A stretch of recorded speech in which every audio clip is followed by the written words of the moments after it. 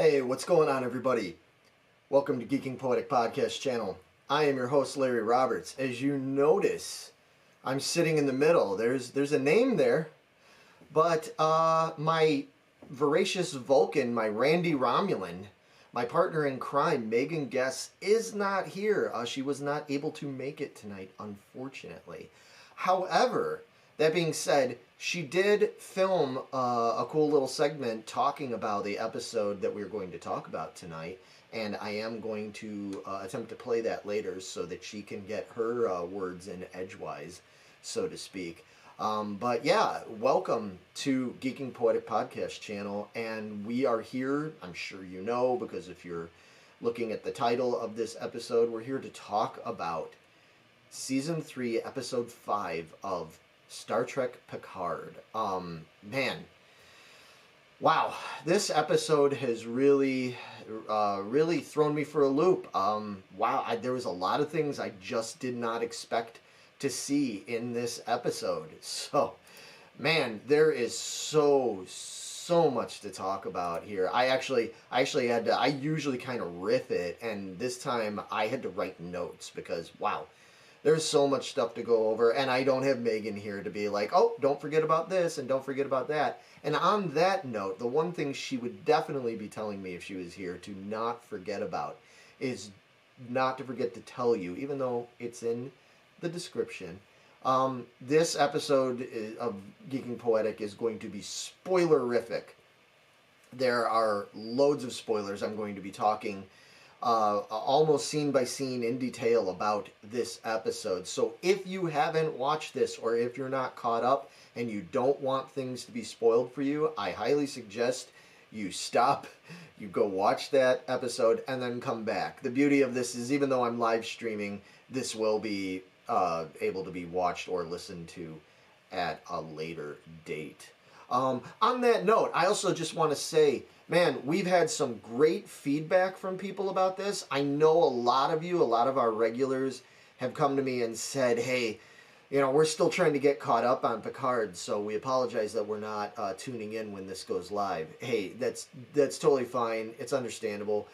We just wanted to do this live like this so that we didn't fall way behind. And while it's still fresh, I want to be able to react to these episodes as we're seeing them, and you know, really give fresh perspective on these things. You know, I don't want to be doing this a week later when you know, we've already kind of forgotten stuff and we're gearing up for the next episode. So, you know, that's why we're live streaming it. Plus, we've got some people. Hey, Chuck, good to see you in the chat. And let me know if anything looks funny or sounds weird or something like that. Because, again, I usually have Megan. She's like our technical person that's on top of that stuff usually. So please let me know in the comments. Maybe we'll even get Megan to comment if she's watching and everything, if she's able to. Anyway, wow, man, as always, I usually just give my overall thoughts on the episode before I go into all the details. Wow. Episode 4, as I mentioned when we did that review, it felt like the ending of a chapter. You know, it felt like the ending of a whole tale. Like if we were watching the Lord of the Rings trilogy, Episode 4 felt like, you know, the end of the Fellowship of the Ring, and now we're going into the Two Towers. And this did not give us any time to breathe. You kind of foolishly at first, at the start of this episode, we think that we're going to get some kind of, like, you know, easing into the next phase of this story. Oh, no, that does not happen. We get thrown into the deep end right away. And man, yeah, it was a great episode. A lot of surprises in this episode. And I gotta say, I mean, I'll go through the details here in a moment, but, you know, anybody that's watched or listened to us talk about the previous 4 episodes of Season 3, I've been pretty critical of it. Not in a negative way, because I love this, and I'm not one of these people, like so much of what you see online, that just wants to tear things apart. I'm enjoying the hell out of Picard. I enjoyed Season 1 and 2. But even with those and with the first 4 episodes, there have been things that there's certain things that weren't sitting well with me and certain character development and stuff. And so I've been forthcoming with it. I gotta say, I don't really have much to complain about or to critique in a harsh way when it comes to episode 5. This show is just rolling along, man, and it's getting better and better and digging in deeper and deeper with each episode. It's hard to believe that we only have 5 more episodes of the show left before it's all over. They've dug so deep with this. I don't know how they're going to wrap this all up within 5 episodes, but I trust that the writers and the director and the producers, they know what they're doing, so we'll see. But you know what? Without any further ado, let's just get into it, man. There's so much to talk about here. So basically, it starts out with, again, kind of falsely for a moment lulling you into a false sense of security. It starts out with the Titan. We see what we think is the follow-up to the end of the last episode. They got away from Vatic and the Shrike. They're making their way back to Federation space, and everything in the last episode ended on like an up note. And we start out seeing that where it looks like the bridge crew is all happy, and and they're just happy that they're heading back, and they're through all that life and death scenario stuff. When all of a sudden we see Jack Crusher barge onto the bridge of the Titan, and he starts just killing crew members left and right. And furthermore, what's even more odd is that he's wearing a red and black Starfleet uniform, which that's unusual for Jack, to say the least. He's not the biggest fan of Starfleet, as we've been informed here, especially in the last episode, with some good reasons. But here he is killing a bunch of people. As he's doing that, he gets to the last crew person, who looks up at him, and she says something to the effect of, "I know what you are." And he looks down, and he, kills her seemingly in cold blood. It's all pretty vicious and pretty startling. And next thing we know, it cuts back, and we find out that this was all in his head again. This is just another one of his weird visions that he's been having. And, we're kind of used to that at this point, that he's having all these odd visions and stuff. But this is pretty extreme. And to up the ante even more, we get a zoom in of Jack's eyes, and we see his eyes are suddenly glowing all red, like he's one of the visitors from V or something like that. So, we've known something's been obviously up with Jack all this time, but this definitely, this leaves us without any question whatsoever that there's something definitely wrong with this guy. And I think with that, and with what the crew person said to him before she died about knowing what he is, I think they're trying to give us this, what I believe to be a false sense of like, oh, he's the bad guy, and maybe he's one of the changelings after all. But my gut tells me that's not the case here. And I think there's other things that play out in this episode that are going to further my gut feeling that he is not the bad guy that we're kind of being teased that he might be and stuff. But anyway, so moving on, we get to see what is going on right now with Picard and company. So Riker and Picard and 7 of 9 are handing back the command of the ship to Captain Shaw. He's only too happy to take back command of his ship, and he is only too excited to tell them in his usual, putting it frankly, dick-headed way, that he's already contacted Starfleet, and they're on their way to retrieve all of them and probably throw them, in the brig and throw away the key for all their stuff that they pulled. We know that they're going to have to face consequences for what what all has happened in the first 4 episodes. I mean, they went into the Titan under false pretenses and stole the ship and banged it up, and just all sorts of stuff. It's kind of a funny sequence. I mean, you're sitting there kind of, you can see that Picard and them are a little bit worried, but Picard states, well, I'm gonna take responsibility for all of it. Let it all fall on me. I don't want you guys to have to take the fall for this any harder than you need to.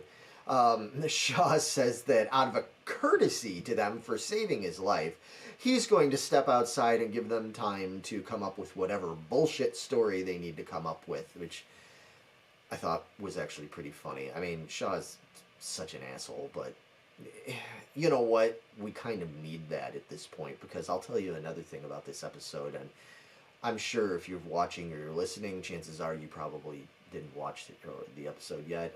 This episode needed some levity there. They needed some humor, and Shaw provides it just briefly in a couple of parts. So it's pretty cool. Anyway, so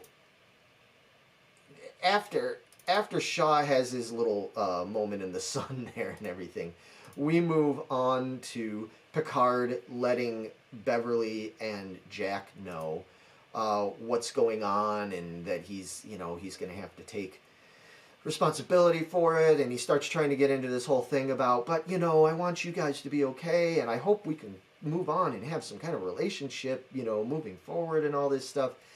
And Jack kind of looks uncomfortable, and Beverly just, like, right off the bat, she just sort of, like, dismisses that. That is not what's important here. And she says that, she's adamant that they need to investigate further as to why the changelings were able to infiltrate the way they did, because there's no way they should have been able to get onto the Titan without being detected. They have, Starfleet has machinery and computers and scans and stuff that are supposed to be able to detect if somebody is not who they say they are. I mean, you can imagine this is military and everything. They need to be sure, with all this weird alien technology and shapeshifters and things out there, they need to be sure that the people that are on their ships are who they are. So they had developed technology to be able to detect people masquerading like this. And apparently somehow they got past that. So she goes off to start investigating into this, and Picard questionably and kind of feebly starts talking to Jack and making nice with him and suggesting that maybe he should consider giving up his, outlaw ways and, should consider Starfleet. And I don't know. I'm guessing that there's going to be probably more reason why that got brought up, and maybe it ties into a couple little things later, but that seems really clumsy for Picard to, in that moment in time. Maybe there would be a time for Picard to bring up, hey Jack, maybe you should consider a different life, and this and that, and I can help you out. Now is not that time, Picard. Jean-Luc used some poor judgment there, and Jack pretty much put him in his place pretty quickly. It was kind of a stupid thing for him to do, but I'm guessing it's not some throwaway thing. I'm guessing this is going to tie in some way in the future with that character. So we get our first real cutaway here, and with this cutaway, we see Worf and Raffi are back. We didn't really get to see them in episode 4, but now they are back. They are on the Serenia, and they are not fighting. They're basically training. They're fighting each other, but Worf is kind of trying to train her, sort of Karate Kid, sensei and student style. He's trying to teach her on some fighting exercises, but more importantly than that, I think he's trying to get her to understand the importance of, like, discipline and patience and contemplation and that kind of thing. And of course, Raffi is just continuing to show her impulsiveness and her inability to control her anxiety and her impatience and stuff, because she's impatient in the battle. She's impatient about not getting answers back from Starfleet, and, you know, because she's, as we've seen since the beginning, she's just been all kibbles and bits, you know, she's all worked up about everything, and Worf is much more centered and, like, you know, trying to influence her to be more patient and stuff. What we do come to find out here is that Worf has his own handler, just like Worf was the handler for Raffi. He has his own connection that he contacts and stuff that sent him on this mission. And they make a request to be able to possibly investigate a little bit more into, like, the whole Daystrom station and the tech that was stolen and all this stuff. Like, Raffi and Worf feel like they need to investigate further and maybe try to find out what else was taken and what's going on. They get told, no, stand down, just like Worf did to Raffi. They get told, no, stand down, find another route. We're not going to clear you for that. Both of them are pretty frustrated with that whole thing. And so they end up talking, and Worf ends up saying that, well, actually, I have another idea. I have thoughts on somebody else we may be able to contact that can probably have the answers and connections we need, because we can't go to Sneed because I cut his damn head off, which Raffi makes a point of, you know, ribbing him about and everything, although Worf points out that it's like, hey, the only reason I had to cut his head off was because I was saving your ass because you were not following the orders I gave you. Raffi, of course, brushes that off and everything. But anyway, we come to find out that there is another criminal whose name is Kryn, and he's like a crime boss guy, and he's super connected, and Worf says, this guy, we need to go seek him out, draw him out, and we'll get our answers that we need from him. Okay, so then we cut back to what's going on the Titan, and we see that Seven is kind of hurriedly grabbing Jack and bringing him into a room and is like, look, take this bag, you know, Picard told me to give you this. We need to kind of hide you sort of in plain sight, so to speak, because we know that the officers from the Starfleet that's coming to check us out, we know that they're going to be looking for you and everything, or we suspect that they are, and we'd rather keep you away from them. So Jack grabs this bag, and when he looks in it, he's like, nope, not doing it, not doing this. Well, what it turns out to be is that inside the bag is a Starfleet uniform. Now, okay, now this is getting interesting, because as we saw in the weird little hallucination dream flash thing at the beginning of the episode, Jack was killing members of the Titan wearing this Starfleet uniform, and that seemed weird, but now you're like, okay, we see that here's where he gets the uniform from and why he's wearing it. Uh-oh, what are we in for here? Like, are we gonna, you know, are we gonna see this come to fruition before the end of the episode, that Jack's gonna go on some killing spree? You know, like, obviously nobody wants that to happen, but in any case, Seven forces him to put on the suit, and you know, he's gonna have to sort of, like I said, hide in plain sight. Well, no sooner does he do that, but Starfleet shows up. And who is it that shows up? It is none other than the USS Intrepid. It's cool to see the Intrepid here. Yeah, the Intrepid is the ship that has come to put Picard and Riker and Seven and all of them on the spot and find out, like, what the hell was going on with this whole situation that had just happened. One of the things that's pretty interesting about this scene is that when the Intrepid ends up contacting the Titan, tells the Titan to, like, power down, stand down, all this kind of stuff. He's being, like, pretty severe, like not even just like, hey, we want to come over and we're gonna beam aboard Picard and Riker and stuff, you know, so that we can take them and, you know, again, put them under arrest or whatever. Instead they notify them that they're going to be coming over in a shuttlecraft. Now, right off the bat, Shaw reacts to this, and Shaw's kind of like, okay, that's pretty unusual. And then they sort of move along. Now, here's the thing, though.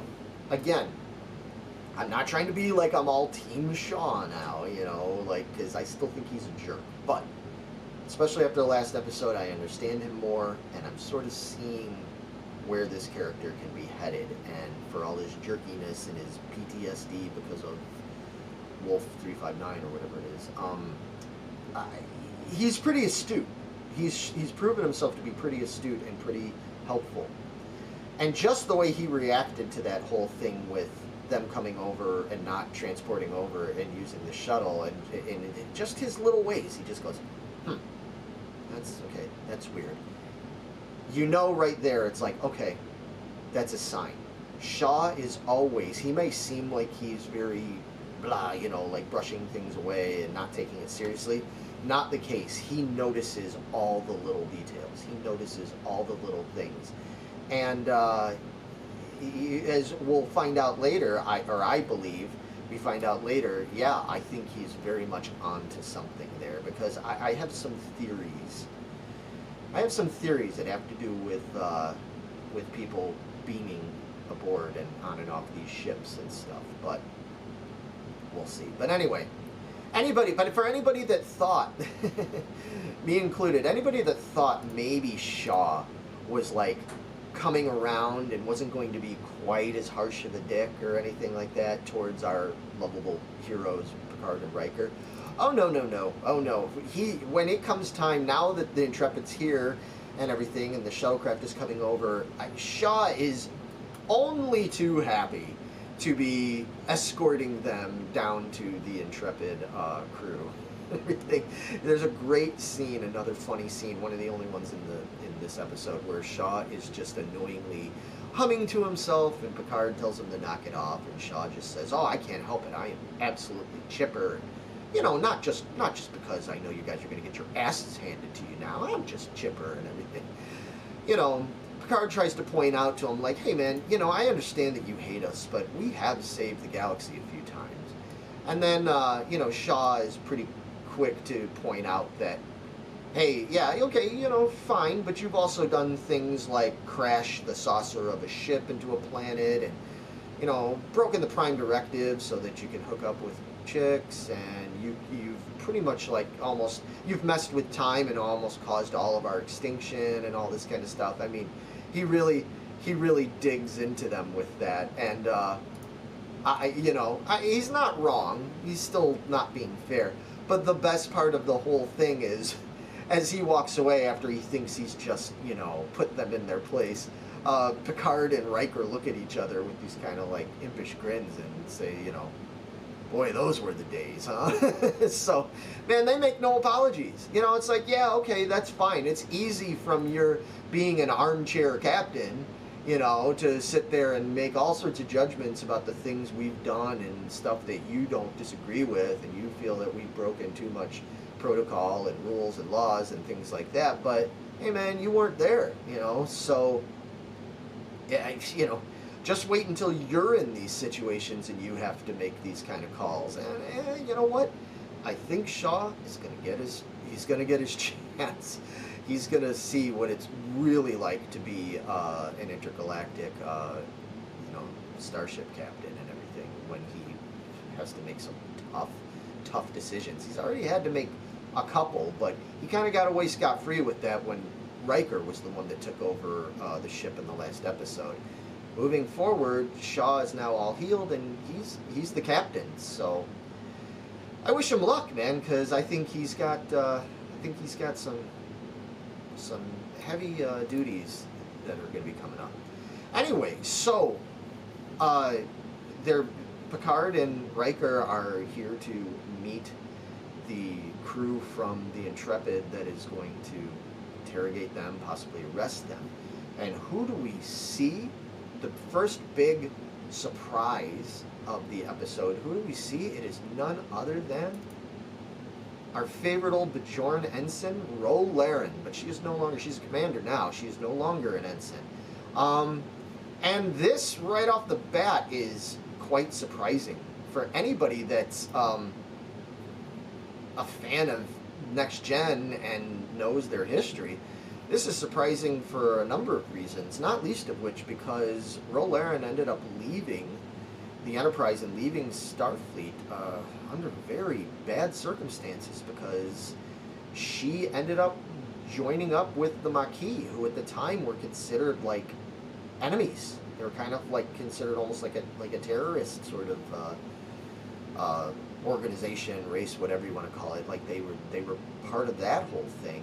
And given the history between Ro Laren and Picard and the way he had always been tough on her, but you know, he had sort of really believed in her and taken her under his wing and stuff, and then for her to leave the way she did, there was a lot of acrimony there, a lot of acrimonious feelings there on both their parts. So right off the bat, you're like, oh man, this doesn't bode well for Picard and them. But furthermore, it's a big question of, you know, she betrayed Starfleet.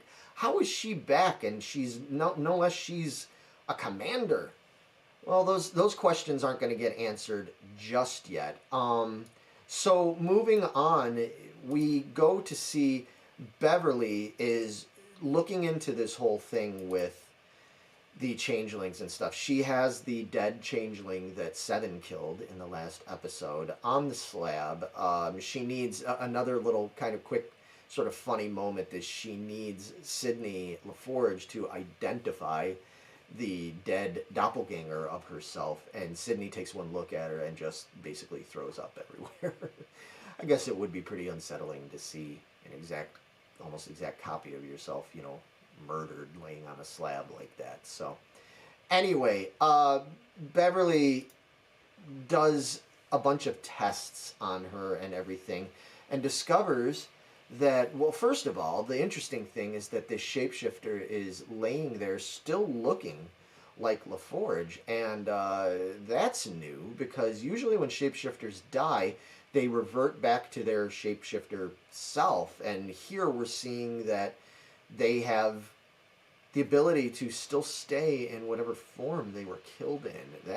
That's a little bit different. And with further investigation, she comes to find that the DNA in them and their blood have altered, which ends up making them undetectable to Starfleet's scanning technology and everything.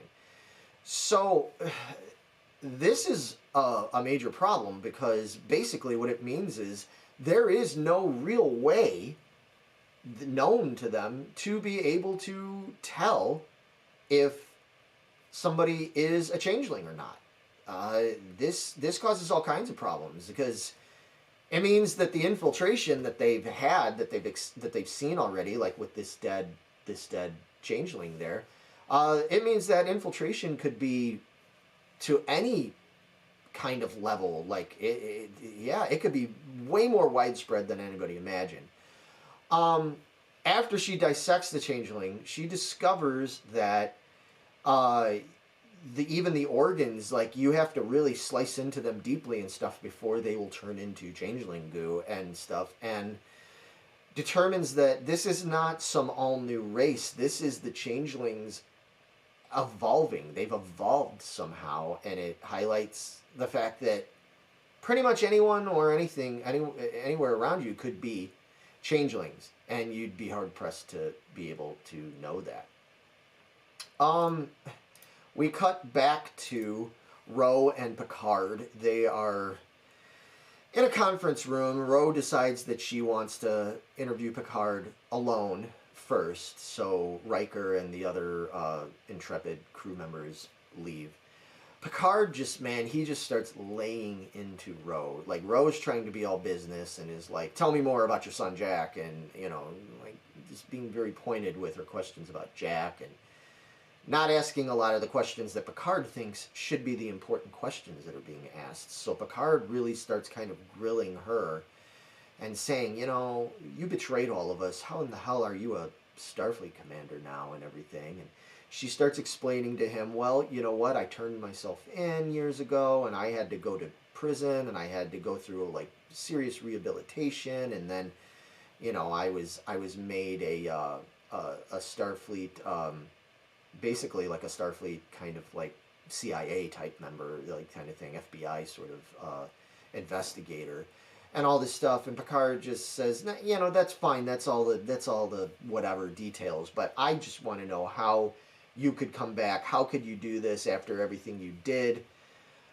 There's a lot of back and forth. Picard starts to hint at her that he basically doesn't necessarily believe that she is who she says she is, because the whole thing just seems really fishy to him. And he notices that she is not wearing her Bajoran earring. Now, the earring, if anybody knows, again, the history of the character of Rolaren, when she first appears on the show, on the Enterprise and everything, she's wearing this earring, and it's a point of contention because Riker and Picard say, you know, you can't wear that, it's going against protocol, blah, blah, blah, all this stuff. And in the end, he ends up letting her wear it and all this stuff. But I'll tell you, I just want to bring up as an aside, I always thought that was a weird thing anyway, because she's not the first or the only Starfleet officer to wear some kind of jewelry or clothing or something that is, you know, connected to their heritage and not part of Starfleet uniform. I mean, Worf wears his Klingon sash thing and everything. That's okay? Yeah, I don't know.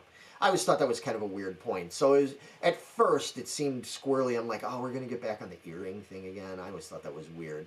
But I needed to hold my horses and take a lesson from Worf of like patience and everything, because we'll get to that in a little bit. Anyway, Ro tries to prove who she is by cutting her hand and says, look, I'm bleeding normal, blah, blah, blah. Well, right about that same time, Beverly messages Jean-Luc and says, hey, my analysis proves that the blood thing doesn't work. Don't trust anybody.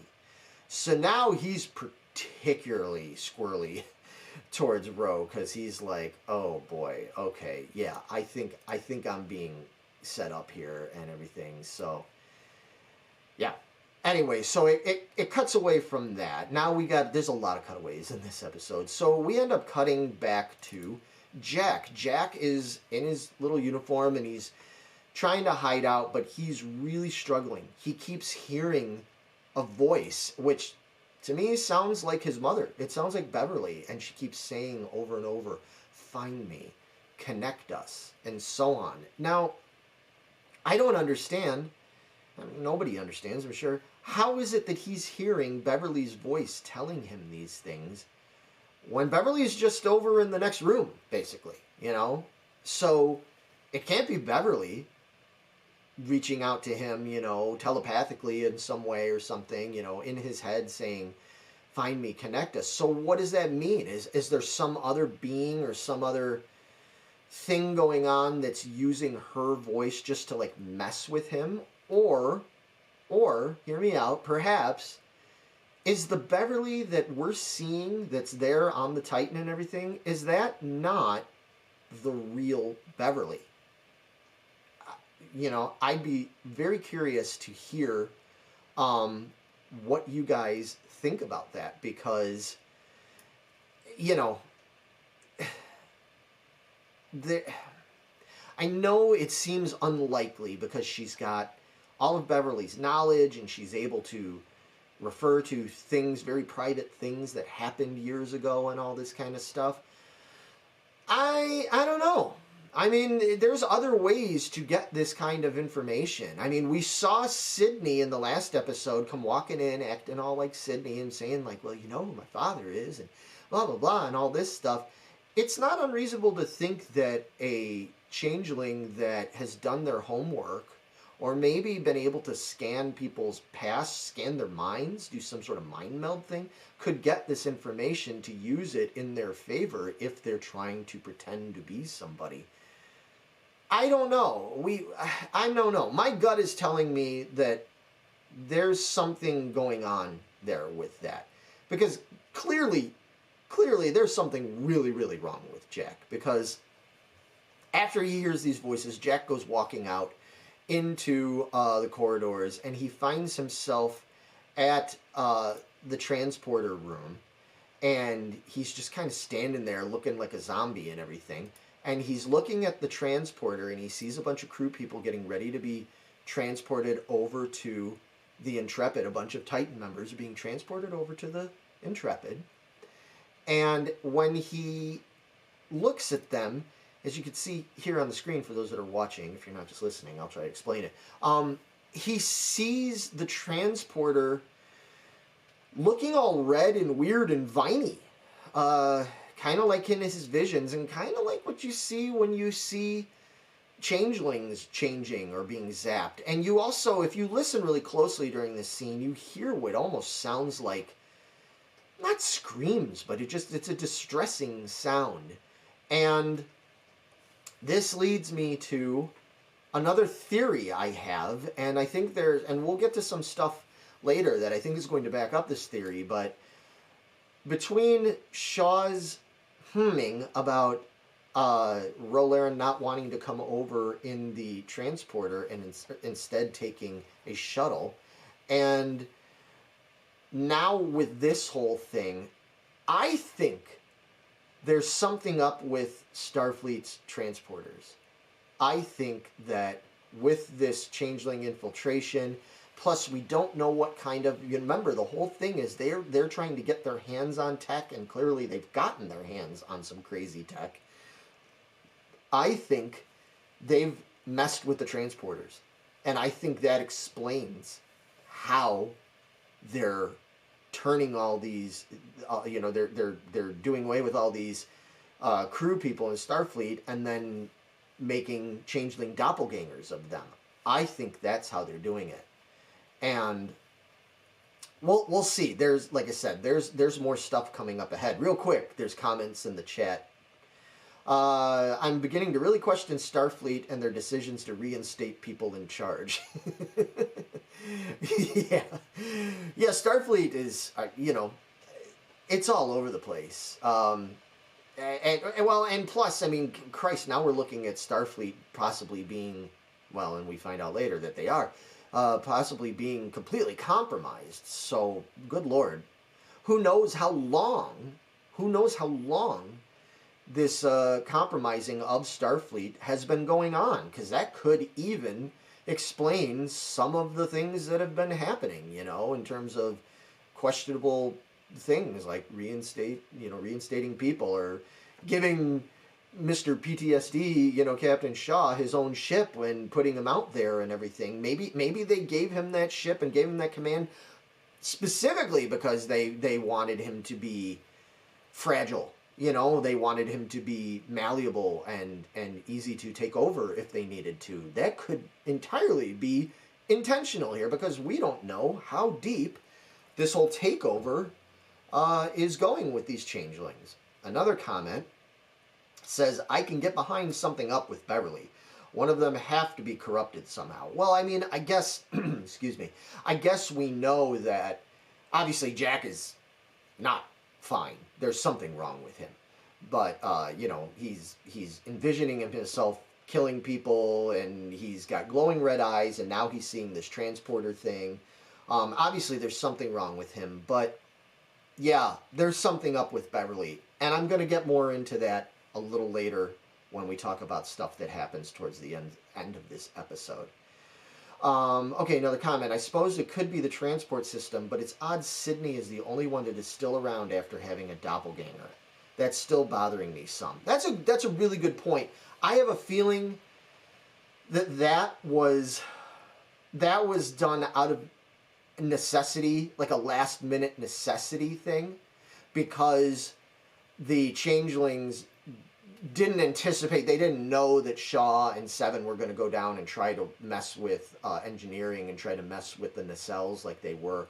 That was something that came up at the last minute, and so the changeling was like, oh shit, I can't just go wandering in there as whatever dead crewman and I've taken over and everything. I have to have a good disguise, a good reason to be in there in engineering, so who better to be than Sydney LaForge, because who is she? So I have a feeling that's the reason for that. That was sort of like a last minute change decision that the changeling decided to do just to get their foot in the door, so to speak. And it proved to be the changeling's undoing, because that was what gave it away. You know, they might have been better off going in there as a nobody, you know, because then Seven wouldn't have been able to suss out that it was a changeling and not a regular crew member. So, bad move, changeling. But anyway, so getting back to the thing, after he sees this whole transporter weirdness going on, he's talking to the transporter chief, who the transporter chief's like, are you here to be transported to the Intrepid? And Jack's like, no, don't make me transport, don't make me go on any Starfleet ship. Send me to a planet, some, you know, whatever, but don't send me to another ship. Again, I think that's extremely telling of the whole thing with the transporting ship to ship thing. There's something in Jack's head. He doesn't know what it is, because he's obviously, there's something planted in there or whatever. There's something in his head that's telling him not to do that. He knows. It's like he's got this duality going on with him, like he's some kind of sleeper cell thing going on. But again, I don't want to get ahead of myself. And then next thing you know, he kills the transporter chief, and you're like, oh shit, what's this about? Well, then again, he snaps back to reality, and the transporter chief is still alive. This was all, again, yet another vision on top of a vision. And the transporter chief's like, you okay, buddy? You know, just being real chill. And Jack hightails it out of there. So, again, we get a lot of really confusing weirdness with Jack. But, okay, yeah, don't know where that's going quite yet. So, anyway, we go back to the situation with Worf and Rafi. They are now back. They are back in the criminal town there where old Sneed got decapitated and everything. We come to find out that the people that are there kind of fear them almost, you know, because they came in and killed the Ferengi and all this kind of stuff. So everybody's sort of hiding. It's very Old Westy, you know what I mean? Like, you know, Black Bart coming into town and everybody's just sort of like cowering in their corners, you know, and everything. But while they're there, and they end up being found by Kryn, the person they were hoping to find themselves. And Kryn, as it turns out, interesting. Here's an interesting spin on a Star Trek villain. Kryn is a Vulcan, and a very corrupt Vulcan at that. Worf and Rafi try to strong-arm him a little bit, but pretty quickly they're outsmarted and outgunned by Kryn and his gang. At least, so it seems right now. Yeah, we'll see a little bit more of that in a minute, but it cuts back again to Ro and Picard. At this point, Ro is asking Picard for more information, wants to know more about what they know about the changelings and all that stuff. Picard tries to say, I don't know anything.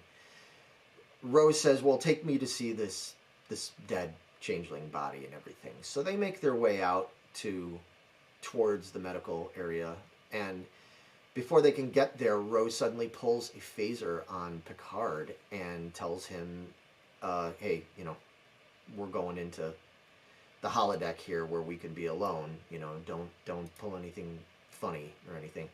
Now at this point, Picard's like, ah, shit, okay, I was right. Ro is not Ro. She's some stupid imposter. You know, I should have known better, blah, blah, blah. So they end up going into the holodeck where it's still looking like 10 forward, like it was in the last episode and everything. Picard goes behind the bar. He's trying to be coy about stuff and lighthearted. When Ro gets distracted, he ends up pulling out Guinan's phaser that was hidden in there because it's supposed to be Guinan's bar. And turns the tables on Ro. Now things are really, really getting interesting, and this is one of the best parts of the whole episode. They get into a very heated and emotional back and forth because Picard is saying, you know, who are you really? And she's going, well, I could ask you the same thing. How do I know you're not a changeling? He's going, oh, you know, that's bullshit. He's like, you know, why are you even here? You betrayed me. You betrayed us, all this stuff. And she starts letting him have it, being like, you know, I did what I had to do because I felt like it was the right thing to do. And all you wanted was to just mold me into your little Starfleet puppet, you know, for you and everything. You claim that you cared about me and all this stuff, but you didn't really care about me, because as soon as anything went not exactly your way, you gave up on me and turned your back on me and stuff. And more and more back and forth on that, and you know, they're both kind of, you could see that they're both like getting the point across, even though clearly they're always going to be on opposite ends where that whole thing goes, but they just have never understood each other's feelings about it. They never really took each other's true feelings into account with it. And Picard very emotionally tells her, look, you broke my heart. And she says, well, you broke my heart too. And it's at this point that basically they both realize, like, okay, we're not some doppelgangers. We are who we are. And they both put their phasers down and stuff. And Picard says to her, look, why are you really here? And she lays it on him, you know, a pretty big bomb, you know, a pretty big bombshell, and says, look, Starfleet has been compromised badly at the highest level, and it's extremely dire, and please, you got to trust me, you know, and that's a tall order. I mean, even though they've sort of aired a lot of emotional baggage here and stuff, it's a lot to ask Picard to trust her when she, in his mind, is still a traitor. You know, she's still somebody that abandoned him and abandoned Starfleet. So, but you know, he's smart enough to go, okay, yeah, like let me hear you out, you know, and everything. I do trust you.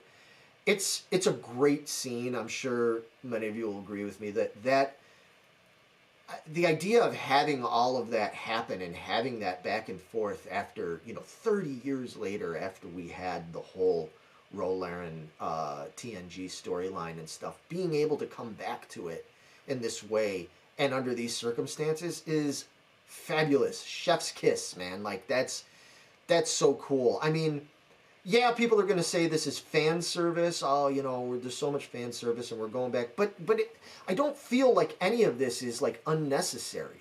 I don't feel like it's just things they're throwing in there just so we can slap our knee and go, oh, look at that. I know who that is. I know what that is. There is some point to this stuff. And we're seeing loose ends tied up here. And we're seeing threads going back to stuff that happened 30 years ago. In the movies and on the TV shows and stuff, that it's all making sense. Like, it's supposed to be this way. So, again, hats off to the writers and the producers and everybody involved that they're doing it this way. Now, just at the point when you're like, no cutaways. We're just getting some answers. This is just getting good. We cut away, of course, back to what's going on with Worf and Raffi. So they're in a dire situation with this Kryn guy. He's really pissed off because it turns out he was very close to Sneed.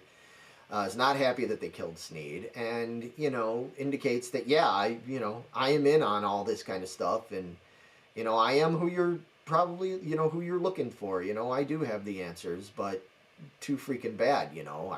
I outsmarted you, and now I'm going to make the two of you fight to the death. And knowing how Klingons are, and knowing, you know, Worf's not going to be able to turn that down. Raffi at first is like, oh, that's, you know, come on, you're crazy. We're not going to fight to the death. And then Worf basically says that, you know, look, you know, I've made so many sacrifices, like I told you earlier. Don't think I haven't made sacrifices, and I'm going to continue to make some big sacrifices for this mission and for what needs to be done. So, you know, we're going to do what we got to do here. He also hints a little bit at the start of that. He kind of says, like, you know, remember what I was telling you earlier about how your enemies, you know, like how when they underestimate and they let their anger and their impulsiveness and stuff get the better of them. You know, remember that lesson I told you? Well, he's indicating that he's trying to hint to Rafi, who's not picking up on the hint as well as she needs to be.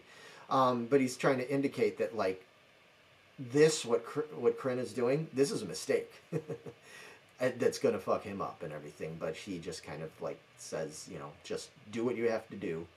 Don't hold back. Wink, nod. You know. And so he fights Rafi and everything. I mean, just kind of cutting to the quick of it. He fights Rafi. It's a very brief fight.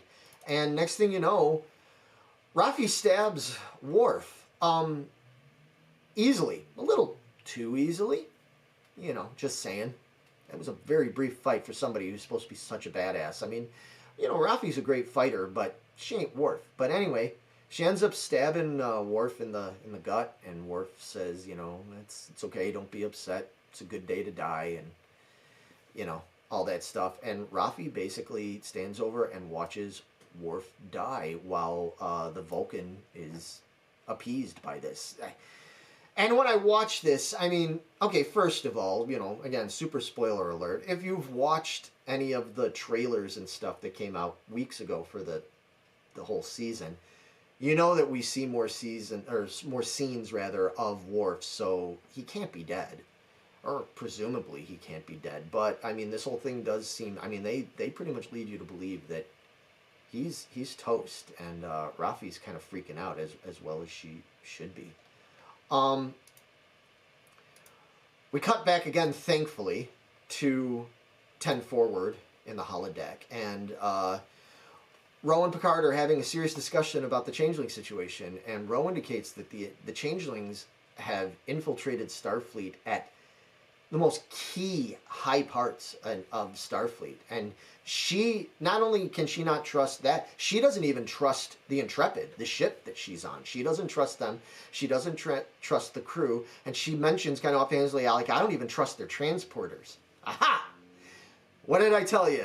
What did I tell you about the transporters? I keyed in onto that whole thing, and I said, yep, there's something up with the transporters. That is part of how the changelings are doing their dirty business. And her saying that, even though she doesn't say that that's her theory, just mentioning that, to me, that just further solidifies it.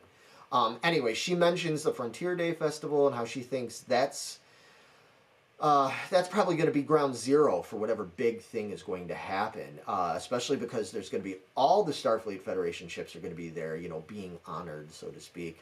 And Picard was even invited to be there to speak. She's convinced that they need to figure out what's going on before that whole thing, because something bad is going to happen. When Picard asks her, well, why are you so curious about Jack's involvement in all this? She indicates that, well, first of all, Starfleet are the ones who told me to come and get Jack. That's curious. Why would Starfleet be after Jack? Well, Starfleet's after Jack because they're all fucking compromised. Because it's a bunch of changelings. Now, why do the changelings want Jack? We still don't know that yet. But clearly, that's why. She also mentions, again, kind of offhandedly, she says that she's also heard Jack's name brought up in elsewhere. Oh, really? That's weird. Why?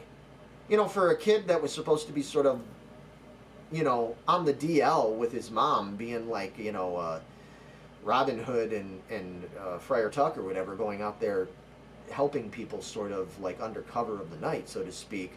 Why would there be so many? There's an awful lot of people talking about Jack. It's also funny there's so many people talking about Beverly Crusher's son, and like the last person to find out was, you know, Jack's dad. Whatever. That'll all get answered later and everything. But that just seemed kind of suspicious. She said she's tried every avenue of trying to get people to help and investigate further, but she's constantly been shut down. And then she mentions that basically it's like her and a couple of operatives she has working on at ground level or whatever, that are trying to help investigate into all this stuff. Well, okay, Well, we know who those operatives probably are and everything, because there's only a couple of people. Who exactly, we didn't get an answer as to who Worf's handler was. Is it Rolaren? It sure seems that way. Speaking of Worf and Raffi, we end up cutting back.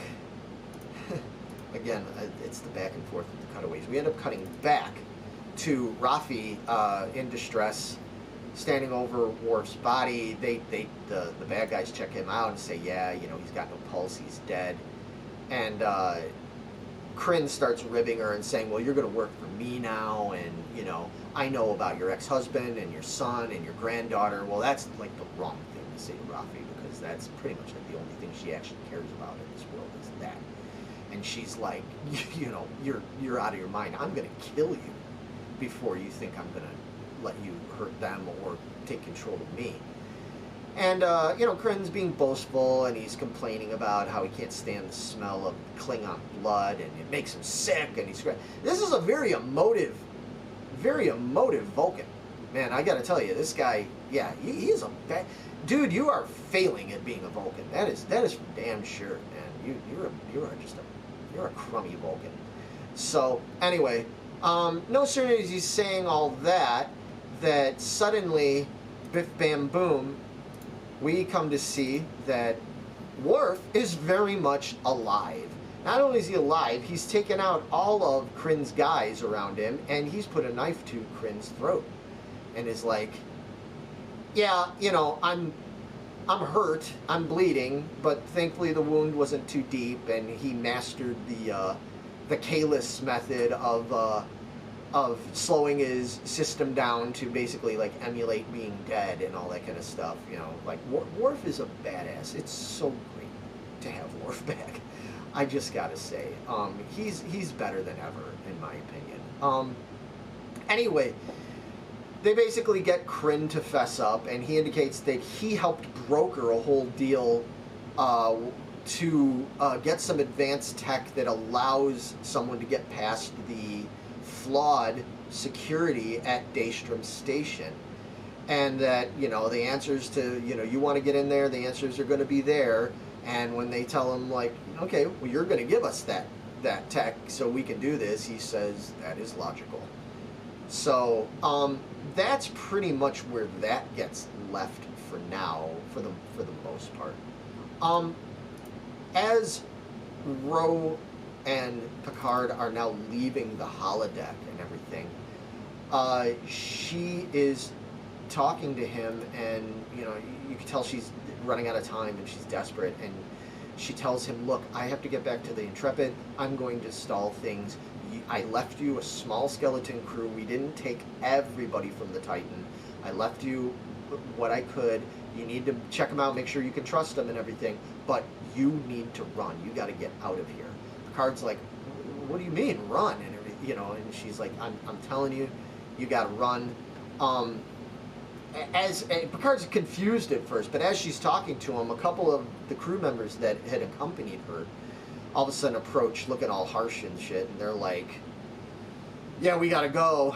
And she is tearfully saying to Picard that, she's basically saying to him that she really wishes that he could have, all these years, that he could have seen inside her heart and really knew her and understood her and her intentions and who she is and why she did what she did, and that she didn't do it to hurt him or anything like that. As she's telling him that, she's getting teary, and she hands him something, and she turns around, goes to leave with the crew members, and she says, all right, we're going. And they're going, well, we're supposed to be taking back Jack Crusher with us. Well, why are you guys you're so bent on having to get Jack Crusher? You don't even care about Picard, huh? You don't care about that. You just want Jack Crusher. Well, again, super telltale. And she knows that now. She's like, nope, we're leaving. That's orders. So they angrily leave with her. Picard looks at his hand, and what is it that she has handed him? It is none other than her missing Bajoran earring that she was not wearing earlier.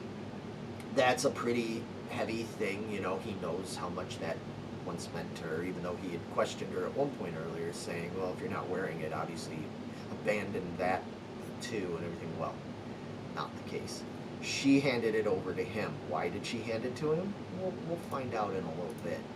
But anyway, so Picard then goes back to Riker and Shaw and Seven and all of them, and he's like, look, Starfleet's compromised.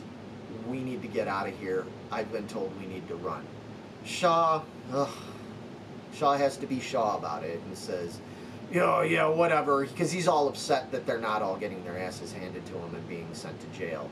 So he starts calling for security, and Picard shuts him down. He's like, dude, look, please, regardless, you don't have to like me, but trust me on this, okay? Again, because Shaw, no matter how much of a jerk off as he is, he knows, he's got intuitions and everything, so he's like, oh, okay, all right, I'll trust you. Well, it cuts over to Ro Laren. She's now on her shuttle. She's trying to get back to the Intrepid in hopes of distracting them so Picard and them can get away. And what we see is those two crew members that she was with have now planted a timer bomb on the shuttle, and they beam their asses right out of there. She ends up messaging Picard and Shaw and them on the bridge of the Titan and says, hey, look, my crew beamed out of here and they left a bomb here, and you know, there's no way for me to disarm it. They attempt to try and beam her out of there, but of course the Intrepid is, and whomever else, is messed with things, and they're not able to beam her away. And so it becomes really apparent to her and then to everybody else that she's like, there's nothing I can do here. She's like, Jean-Luc, like, please do what you got to do. Don't trust people.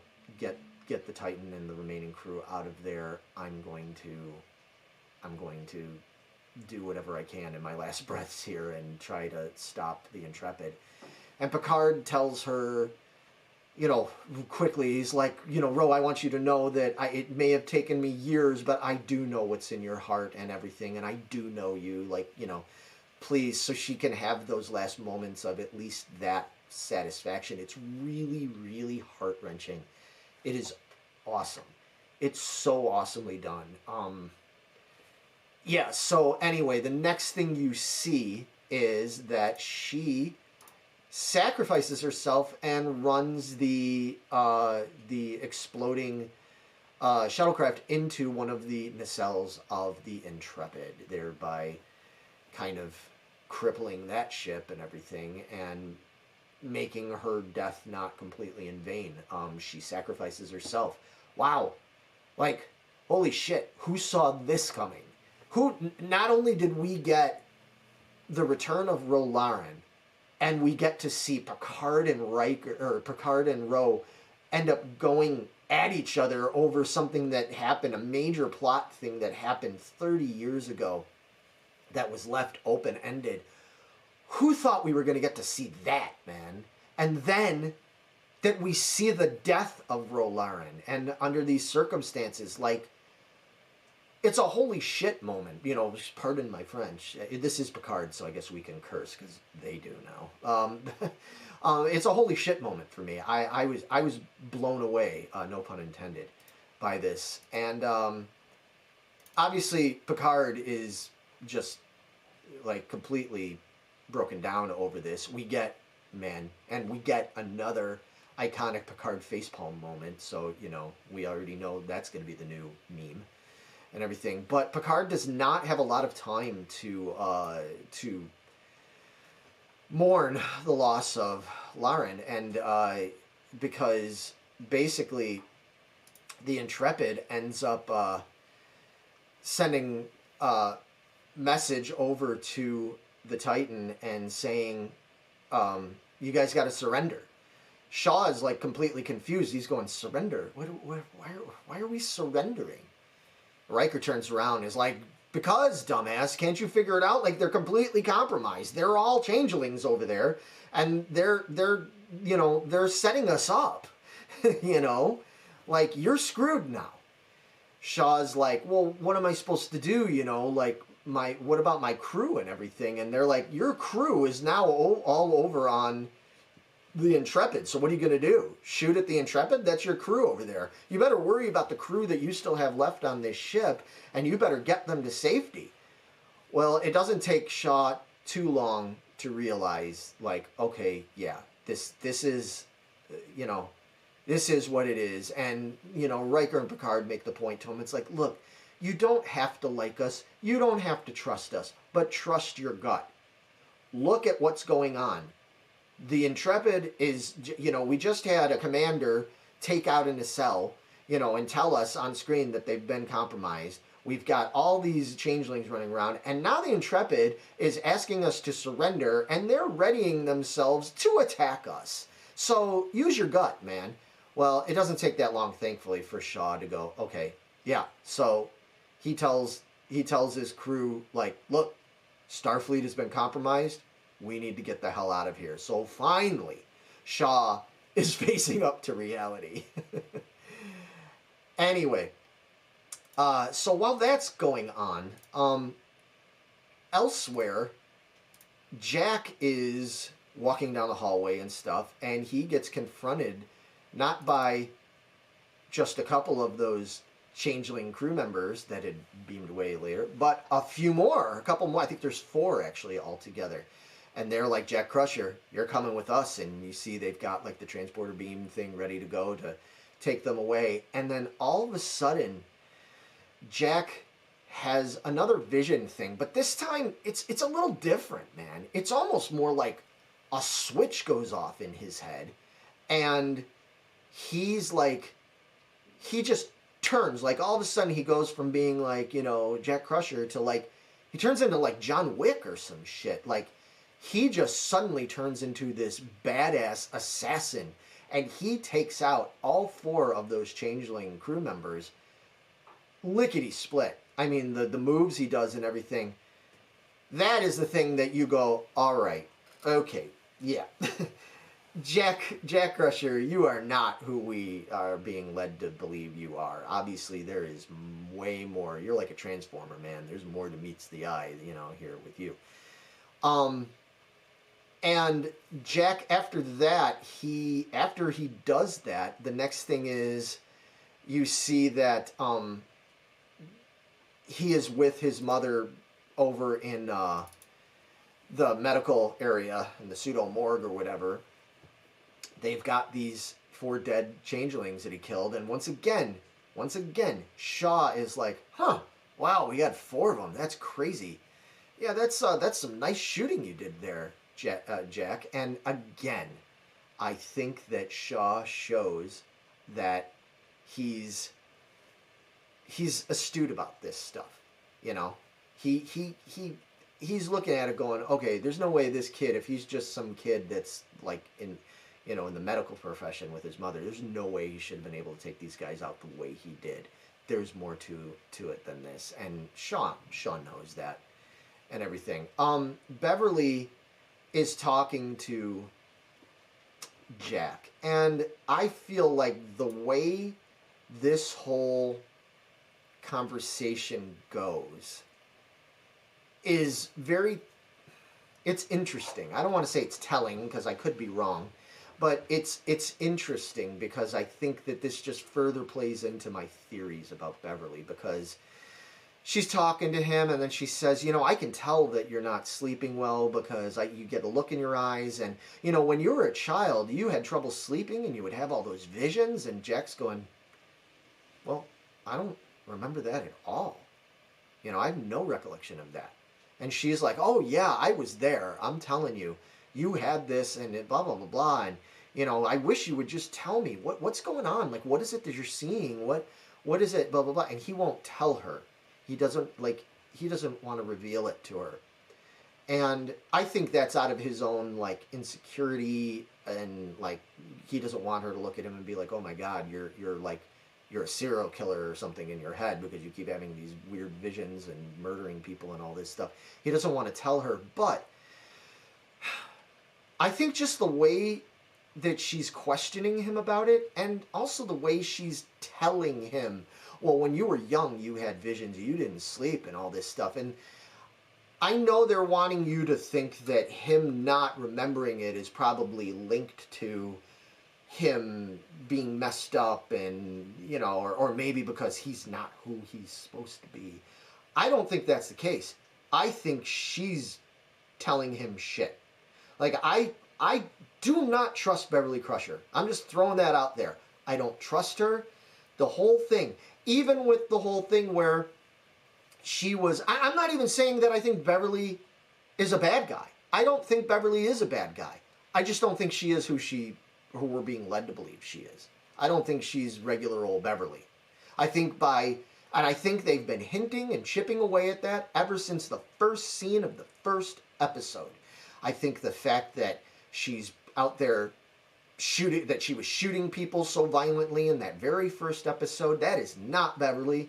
I think the way she's handled stuff, her coldness towards Jean-Luc, I think everything is not adding up for me as far as Beverly Crusher goes. I don't trust it. There's something else going on with her, and there's a reason why and even just the way she was trying to sort of like placate Jack and being like, you need to just get past these visions and you'll be fine. She doesn't want him to figure out. She knows exactly who he is, who Jack is, and what's going on with him.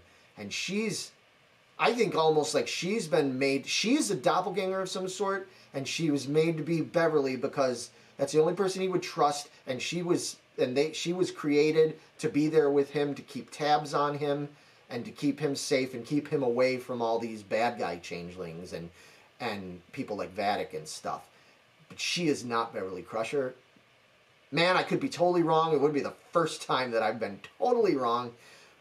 But my gut is telling me that's the situation here. Anyway, real quick. So moving right along, we get to Riker and Picard talking, and Riker's trying to console Picard, saying, you know, I'm sorry about Ro, and Picard's just like, you know, yeah, it is what it is, and it's disappointing. I don't feel like I ever really knew her, and it's weird she gave me this earring and everything, and don't know why she gave it. And almost, does anybody else out there that feel like it was like a little too quick and convenient that Riker was like, oh, I know what that is? Like, why would he figure that out so quickly? I don't know. But in any case, he grabs the earring from Picard, and he goes and places it on the computer, and we come to find out that it's like a memory drive kind of thing. And it has all of Ro's investigative stuff that she's been doing about Starfleet and this whole situation. So now they've got all her research in their hands, which is amazing. They're quite surprised by this and happy about it, but they start looking through it and they're like, we don't even know what half this stuff means. What does it indicate? And then all of a sudden, through her thing, a hailing signal comes through. Somebody wants to do a video chat with them, so to speak. And so they bring it up, and who is it? It is none other than our man Worf, proving that, yes, Ro Laren was their contact. So basically, if you understood what Ro had to say, there was nobody on her side. She couldn't get anybody on her side. Starfleet wouldn't listen to her. The media wouldn't listen to her. Nobody would listen to her. It was her and her two ground, crew investigators, and that's Worf and Raffi. And they unfortunately have to let Worf know, who's very surprised to see Picard and Riker and not Ro. They're both happy to see each other, but, he's like, where's Ro? And they just kind of look at him like, oh, yeah, she's gone. Which sucks. But it particularly sucks because, man, it's not like there's even this whole organization that we know of, at least in Starfleet, that are on top of this. There was Ro, Worf, and Raffi, and now Ro's gone. And Worf just got stabbed, and he's got to heal himself and everything. And then we've got hyper-ass, hot-headed Raffi. So this does not bode well for this mission. I really hope that Picard and Riker can get Shaw and Seven and Sydney and whoever else is loyal on the Titan to all work together, because this is looking super duper dire. And that pretty much took us to the end of the episode, really. That was really it. Other than Jack basically confessing, the one thing he did confess to his mother, quote unquote, his mother, that, you know, there's something very wrong with him. He knows that there's something very wrong with him, and they just sort of leave it hanging at that. But that's it, man. There was a lot to digest, as you could tell, because this is already over an hour. I've been yammering on. Boy, even when I don't have, I think, see, I need Meg here to like be like, move along, move along, and I'm left to my own devices. But speaking of having Meg here, so Meg did actually provide us with her own insight. She was able to do that earlier and shoot it over to me so that I can play that for you now. And yeah, let's hand it over to Meg. Hey everybody, Megan here. I'm sorry I can't be there tonight, but I did watch this week's episode of Picard, and I just have to say, overall, I absolutely adored this episode. I don't really think I have one bad thing to say about it, other than I wish there was more Rafi and Worf. I might be in the minority there. People really don't seem to care about that storyline, but I am really loving their chemistry, and I want more of it. They really had me going tonight, thinking we were done with Worf. That was into him, but I was like, no, that can't be. They can't do that already, right? They did all this work to bring him up to date, give him the cool white beard and everything, and white hair. There's no way they can get rid of him already, and they didn't. He's back. He looks amazing. He kicked ass. I ate that all up. I loved every second of it. So give me more, please. Riker turning back over control of the ship, the Titan, to Shaw. Love that scene. Shaw being his typical dick self. It's Shaw. You gotta love him for it at this point, right? I don't think Larry's gonna agree with me, but we love him. Bringing in Ro, I didn't see that coming. That's a whole secret. How long have they been keeping that from us? All my research I've been doing, I had no idea that was coming. That's not fair. I wasn't happy about that. Actually, I loved it. That was amazing. It actually took me quite a while, more than I like to admit, to realize that was who indeed that really was. So that was pretty exciting. I honestly shows my Trek knowledge. I thought she'd already died in a shuttle incident, so that shows what I know. But I really enjoyed everything with her and Picard, this whole freaking episode, keeping us on his toes. We don't know who to trust, making us think that it wouldn't be her, and then it is her, and who else can we not trust? At this point, do I trust Shaw? Is he really who he says he is? Let's bring it back around to Jack. I really worried about Jack here. Everything going on with him. I just keep thinking red rum every time I see his little visions with all the red doors and the red vines, and it's really creepy. I'm really curious to see where they're going with all this. I wonder about him because Beverly said something about his childhood, and he's like, oh, I don't remember that. And I was like, what does that mean? I mean, I don't remember things from my childhood either, but that just seems very convenient to throw in there, like a throwaway line. So is he like possessed? Does he have something like controlling him where he doesn't remember that? Or is he a changeling now? I hope not. I really hope they don't go that route, but who the hell knows at this point? So I am very excited for the next episode because I loved every second of this. It went by way too fast. So I will see you guys the next round. Bye. All right. Thank you, Meg, for that. Yeah, she had some good thoughts on stuff too. I mean, most of them are kind of similar to mine. I know she's a little more suspicious, I think, in some ways of what's going on with Jack. I am too. I mean, definitely, but there's some really screwy going on with him, obviously. But like I said, I think it's more closely tied in with something screwy going on with Bev too, and I'm real curious to see where things go there. Oh, a comment. Riker and Ro were lovers once, so maybe she confided before. Oh, about the earring? That's entirely possible. you know, yeah, maybe he had some inside knowledge about that earring and, you know, its capabilities and stuff, and that's why he knew, but Picard didn't know. It's entirely possible. Yeah, it's good to know. All right, that'll wrap this up, man. This has been more than long enough, I know. But I would love to hear more of all of your thoughts out there. Again, there's a lot to delve into, but I would love especially to hear theories that any of you have. Do you agree at all with my theories about Beverly? Do you have other theories about other stuff going on there? I mean, we know that there's other characters that are yet to show up. We know that Geordi shows up at some point. We know this because of the promotional material. We know Geordi shows up. We know supposedly Lore is going to show up. We know Moriarty from the holodeck thing is supposed to show up and everything. I have theories about that. I wonder if Moriarty is going to factor in to some of that tech that they're able to use to be able to get past security things, because if he's not like a real person or whatever, we'll see. I have a feeling we'll probably get an answer about that in the next episode or two. But yeah, there's a lot of characters yet, and we know we're supposed to get more of Deanna Troi. We only had that little snippet of her in the last episode, but again, we've seen that there's supposed to be more. So there is a lot yet to happen, and man, I can't wait to talk about it. So hopefully next week Megan will be back here with me, and we can do it again as a duo. I don't know if Matt or anybody else is going to get in on this at some point. They might. We'll see.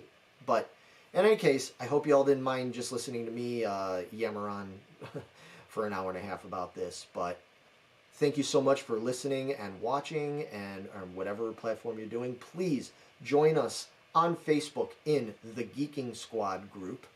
It's a group open to the public, basically. Just don't be a jerk, and you know, you're welcome in there. We talk about all this kind of stuff, and it's all just geeky talk stuff.